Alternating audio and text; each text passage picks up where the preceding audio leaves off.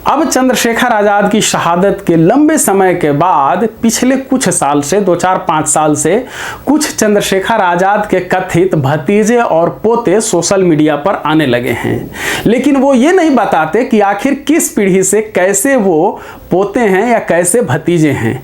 चूँकि हमने ये देखा कि कहीं भी उनका जो वंश वृक्ष है वो बहुत अधिक फैला नहीं।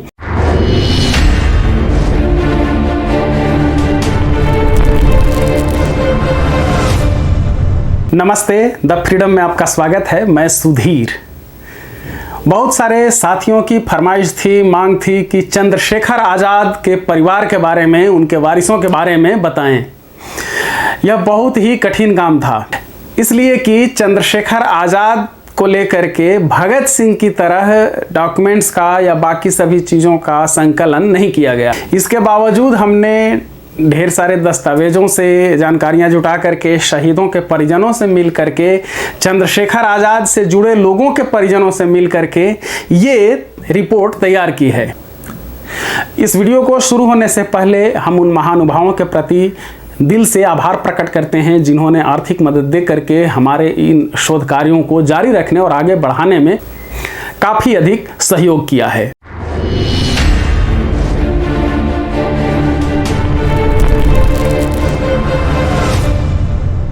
चंद्रशेखर आज़ाद के वारिसों के बारे में जानने के लिए ज़रूरी है कि हम उनके पूरे ख़ानदान को समझ लें, जान लें। चंद्रशेखर आज़ाद के पूर्वज यानी पुराने लोग रहते थे कानपुर के पास, एक गांव है भौती, वहाँ पर। लेकिन उनके दादा चले आए थे शादी के बाद उन्नाव ज़िले के बदरका में। उन्नाव ज़िला में एक बदरका जगह है जहाँ पर शादी हुई थी चंद्रशेखर आज़ाद के दादा की, और वहीं आकर के वो रहने लगे, यानी ससुराल में रहने लगे। चंद्रशेखर आज़ाद की दादी का नाम था गोविंदा देवी, जो बदरका की रहने वाली थी, जिनके साथ चंद्रशेखर आज़ाद के दादा की शादी हुई थी। और गोविंदा देवी से एक पुत्र का जन्म हुआ, नाम रखा गया सीताराम तिवारी। सीताराम तिवारी यानी चंद्रशेखर आज़ाद के पिताजी। सीताराम तिवारी के जन्म के कुछ दिनों के बाद गोविंदा देवी की मृत्यु हो गई। उसके बाद चंद्रशेखर आज़ाद के दादा ने दूसरी शादी की बेहसा देवी से, लेकिन बेहसा देवी से कोई संतान नहीं हुई और बेहसा देवी ने सीताराम तिवारी को ही अपने पुत्र की तरह पाला पोसा बड़ा किया। बड़े होने पर सीताराम तिवारी की शादी हुई, या शादी नहीं बल्कि कहिए कि शादियां हुई। 3 शादियां की थी सीताराम तिवारी ने। पहली शादी हुई मौरावा में, और बाद में ऐसा एक बार हुआ कि सीताराम तिवारी अपनी पत्नी को विदा कराने गए हुए थे ससुराल यानी मौरावा, लेकिन साले ने किसी वजह से उस समय विदा करने से इनकार कर दिया। इसके बाद उन्होंने अपनी पत्नी से सीधे कहा, सीताराम तिवारी ने, कि चलो अगर मेरे साथ चलना है तो। लेकिन लोकलाज के भय से चाहे जैसे वो सीताराम तिवारी के साथ नहीं आई। इसके बाद सीताराम तिवारी यहाँ आए, उन्होंने पत्नी से संबंध विच्छेद कर लिया। वो फिर पहली पत्नी वहीं पूरी जिंदगी रही, और यहाँ आकर के दूसरी शादी कर ली सीताराम तिवारी ने। दूसरी शादी की सिकंदरपुर में। ये दूसरी पत्नी कुछ दिन तक जीवित रहीं और बाद में किसी बीमारी से इनकी भी मृत्यु हो गई। तब फिर सीताराम तिवारी की तीसरी शादी हुई चंदन खेरा, या फिर चंद्रमन खेरा भी जिक्र आया है उस जगह पर, पांडेय भट्टाचार्य के यहाँ। तीसरी पत्नी का नाम था जगरानी देवी। सीताराम तिवारी और जगरानी देवी के पहले पुत्र का जन्म हुआ बदरका में। नाम रखा गया सुखदेव, कहीं कहीं ये नाम शुकदेव भी कहा गया है। सन 1912 में देश में भयंकर अकाल पड़ा था, और उस समय जो इनके मवेशी वगैरह थे सीताराम तिवारी के, वो मर गए, जीने खाने पर आफत आ गई। तो उस स्थिति में एक परिचित के कहने पर अलीपुर रियासत चले गए। अब उन्नाव जिले से ये चले जा रहे हैं अलीपुर रियासत। वहाँ ये कुछ दिन नौकरी करने लगे, लेकिन नौकरी में बात जमी नहीं। नौकरी इन्होंने छोड़ दी, लेकिन अलीपुर रियासत नहीं छोड़ा। अलीपुर रियासत में ही एक गाँव है भावरा, वहाँ जाकर के रहने लगे, और बाद में फिर अपनी पत्नी और बेटे को भी लेकर के वहीं चले आए। कहाँ? भावरा में। यह झाबुआ जिले में है, मध्य प्रदेश में। पुश्तैनी मकान आप समझ गए कि भौती कानपुर के पास। उसके बाद उनके दादा चले आए उन्नाव जिले के बदरका में, और अब चंद्रशेखर आजाद के पिताजी सीताराम तिवारी चले आए झाबुआ जिले के, उस समय झाबुआ जिला नहीं था, एक रियासत अलीराजपुर कहलाती थी, और अलीराजपुर के भावरा गांव में चले आए सीताराम तिवारी, यहाँ रहने लगे।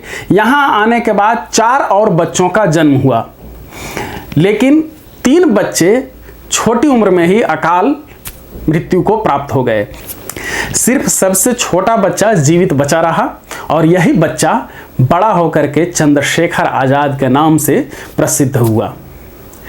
जो सबसे बड़े बेटे का जन्म, याद रखिए, केवल एक बेटे का जन्म हुआ है बदरका में, बाकी सभी का जन्म हुआ था आकर के यहाँ भावरा में। बदरका में जो सुखदेव का जन्म हुआ वो बाद में पोस्टमैन बन गए, और उसी समय उन्हें हो गया तपेदिक। इलाज कराया गया लेकिन वो ठीक नहीं हो सके, और 1925 में सुखदेव की मृत्यु हो गई। इस तरह से जगरानी देवी और सीताराम तिवारी की केवल एक औलाद बची, एक सिर्फ पुत्र जीवित अब रहा, नाम चंद्रशेखर। और फिर चंद्रशेखर आजाद बड़े होते हैं। भावरा में इनके माता पिता हैं। चंद्रशेखर आजाद मुंबई गए, बनारस में पढ़ने लिखने लगे। चंद्रशेखर आजाद का जन्म हुआ था 23 जुलाई 1906 को। काकोरी कांड के बाद जब चंद्रशेखर आजाद फरार जीवन जी रहे थे और लगातार अंडरग्राउंड थे, उस स्थिति में 1927-28 ईस्वी के आसपास सदाशिव राम मलकापुरकर के साथ एक बार अपने घर गए थे भावरा, अपने माता पिता से मिलने। ये एकमात्र मौका का वर्णन मिलता है, जिक्र मिलता है कि चंद्रशेखर आजाद घर गए और सबसे अपने करीबी साथी सदाशिव राम मलकापुरकर को अपने साथ घर ले गए। उस समय चंद्रशेखर आजाद के माता पिता दोनों ही जीवित थे। सीताराम तिवारी यानी चंद्रशेखर आजाद के पिता की मृत्यु कब हुई इसका कोई निश्चित तारीख पता नहीं है, लेकिन यह है कि आज़ादी के पहले ही यानी 1947 के पहले ही उनका निधन हो गया था, और उनके निधन के बाद माता जगरानी देवी बिल्कुल अकेले रह गई। याद रखिए कि 27 फरवरी 1931 को ही चंद्रशेखर आजाद इलाहाबाद में शहीद हो गए थे, और उनकी शहादत के बाद इस परिवार को देखने वाला कोई भी नहीं बचा। माता जगरानी देवी बहुत मुश्किल से, बहुत ही कष्ट में रह करके अपना जीवन व्यतीत कर रही थी। गोईठा बेच करके गुजारा कर रही थी, कि मेहनत मजदूरी करके कर रही थी, लकड़ी चुन करके खाना बनाती थी, आटा घोर करके पीती थी। उनका जीवन बहुत ही कष्टप्रद रहा। उस पर वीडियो चैनल पर उपलब्ध है, उसका लिंक डिस्क्रिप्शन में रहेगा, आप वो देख सकते हैं कि चंद्रशेखर आजाद की माँ कैसे रही। सदाशिव राव मलकापुरकर एकमात्र व्यक्ति थे जो जानते थे कि चंद्रशेखर आजाद के माता पिता कहाँ रहते हैं। सदाशिव राव मलकापुरकर के भतीजे हेमंत मलकापुरकर के अनुसार 1948 में यह ख्याल आया आजादी के बाद सदाशिव राव मलकापुरकर को कि आखिर माता पिता कैसे रह रहे होंगे चंद्रशेखर आजाद के, और वो पहुंचे भावरा और उन्होंने देखा जो हाल वहाँ का, वो रोने लगे। वहाँ बिल्कुल एक भिखारन सी जिंदगी जी रही थी माता जगरानी देवी।